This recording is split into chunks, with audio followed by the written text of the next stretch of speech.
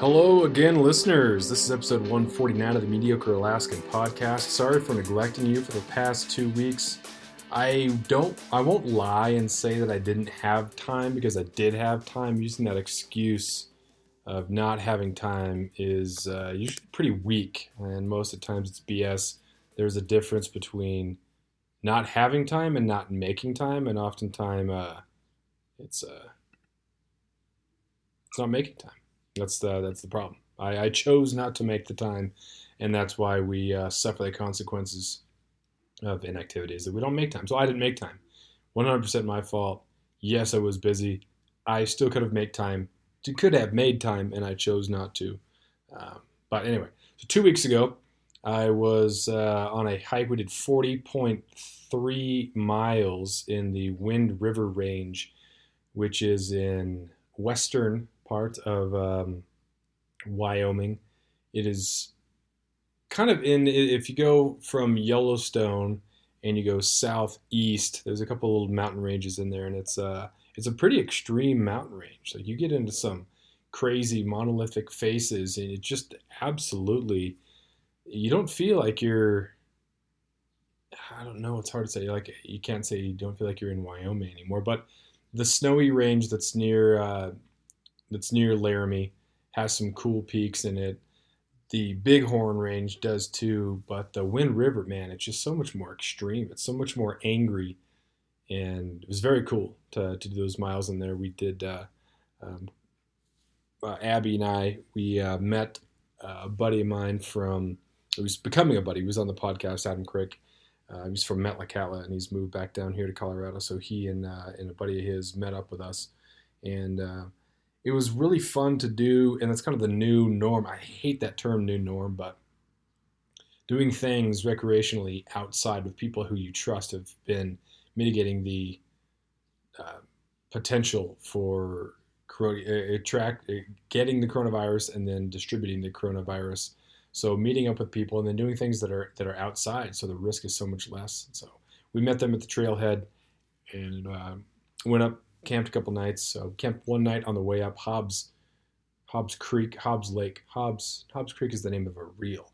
Hobbs Creek is the name of the reel that you get with the combo at Bass Pro Shops, along with the TFO. That was my first, like, not I bought a Fluger beginner rod to start my fly fishing career, and then I got a Hobbs Creek reel for free when I bought a TFO 5 weight as my first, like, real fly rod. Anyway, so it was Hobbs Lake was where we camped first, and then we continued on to Island Lake, camped there for 2 nights, and then decided to hike out, or Abby and I decided to hike out the next day. The whole way we were going to stop at Hobbs again, but it just sucked for fishing. There were a whole bunch of tiny fish that were coming up on the surface, but there was nothing very big. It didn't seem like a lake that was going to produce much. But Island Lake was pretty sweet, so we ended up hiking the 12 miles out in one day, and it was fun to get that big day in.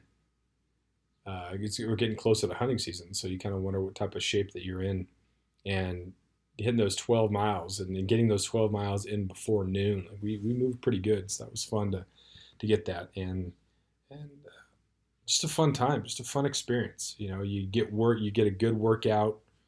You get beat up a little bit, but man, it's just great to be able to do that. Fun to do that, and then again, meeting up with friends in this new sort of, I guess maybe people have been doing it forever, but meet people at a trailhead and then do activities outside, or even things in town.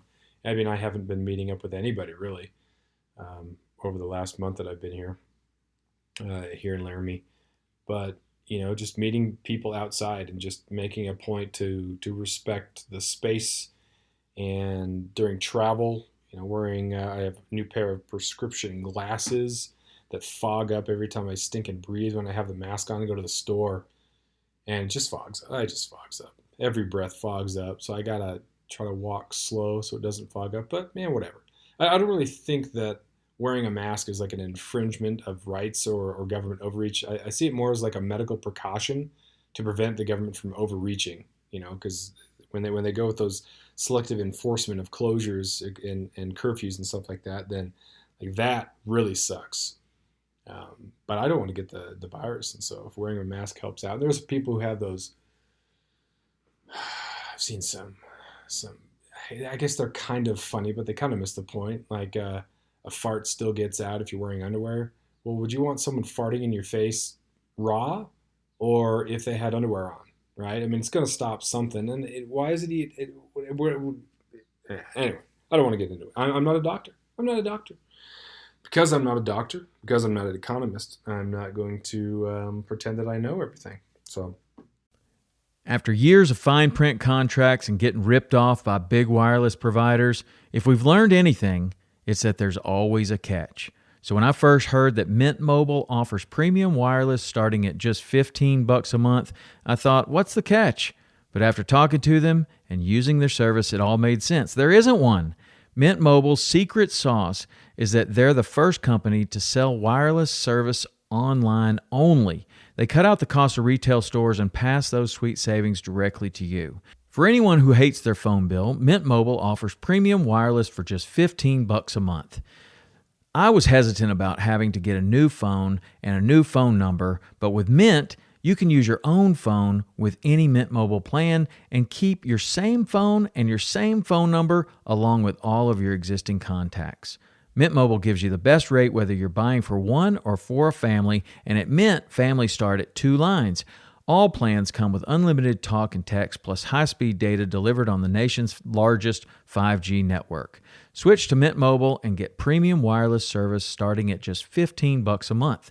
To get your new wireless plan for just $15 a month and to get the plan shipped to your door for free, go to mintmobile.com/waypoint. That is mintmobile.com/waypoint. Cut your wireless bill to $15 a month at mintmobile.com/waypoint. Wearing the mask, I don't think it's a big deal. I think the consequences of not wearing masks could be a bigger deal, so that's why I'm choosing to wear a mask. But it's been great. I absolutely love not being in homes with anybody else.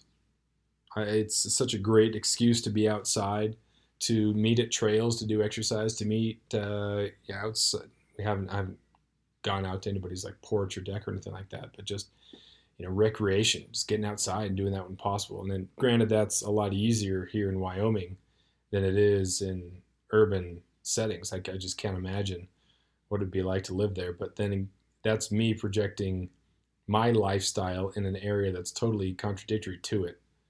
If you live in the city, you love the city, you live in the city on purpose. And so you're still in the city, but you can't do stuff outside. But did you do a lot of stuff outside to begin with? I don't know.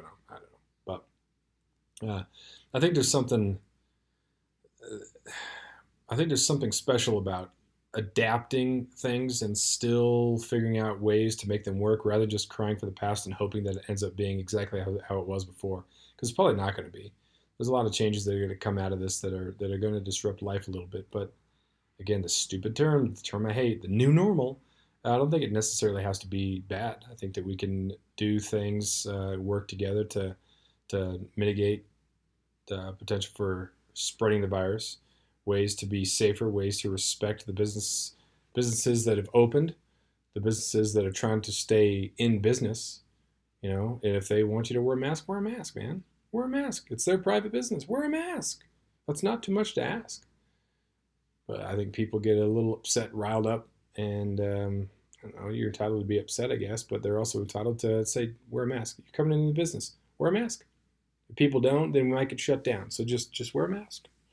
But I don't know. People have to make their own decisions at this time. You can debate that, but it's just, I think there are some other things that you could be worried about, or we could be worried about and concerned about, rather than quoting old newspaper articles or what Dr. Fauci said a while ago or now. Like, man, I think we put so much into our leaders, and leaders have a huge impact on how we function as a society, but they shouldn't be the end all in how we function as a society. I think that we should look to ourselves and our peer group and the people who are around us, and I think that's where a lot of the change and stuff happens. You can still have a very active, responsible, healthy lifestyle, even if the people back in Washington are saying ridiculous things and they're fighting. That doesn't mean that has to filter in. Like, you don't have to take a cue from Washington to live your life. I think that a lot of people who have kind of ignored Washington in that regard. I'm talking about Washington D.C., of course, not Washington State, but just kind of ignore some of that and just do your own thing, right? Because then you have more energy to be able to be kind and nice and positive with other people. You have more energy to positively impact the people who are really around you in like real ways. You know, like no one is friends with you because of your tweets, right? On the street, someone sees you and you're either polite to them and nice to them, like, oh, he's a good person. That's a good dude right there. No one has a first impression of you, then goes online and says, wow, this is a great person. Look at what they tweeted last week. But that's nothing. So doing stuff really in person, I think, is really important, and just focusing on who's around you and what you're doing and who you actually interact with. I know it's difficult because we're seeing so much negativity coming out of DC that it's hard to avoid, and it's hard not to get a little bit stressed out or frustrated.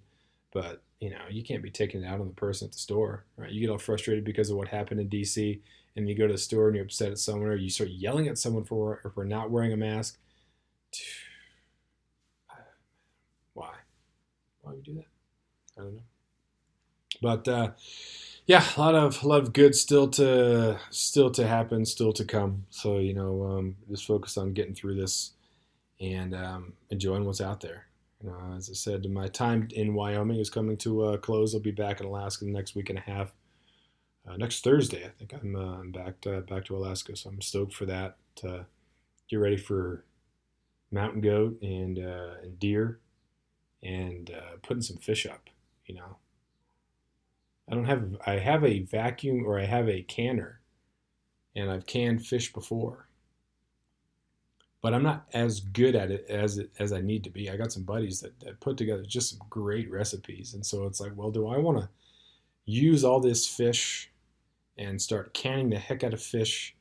Because it takes time to get good, right? And it's not like wasting fish because you're getting better at it. But I got buddies who have already attained that level of greatness. So I'm wondering if I just go fillets, vacuum pack fillets, put them in the freezer, and try to get some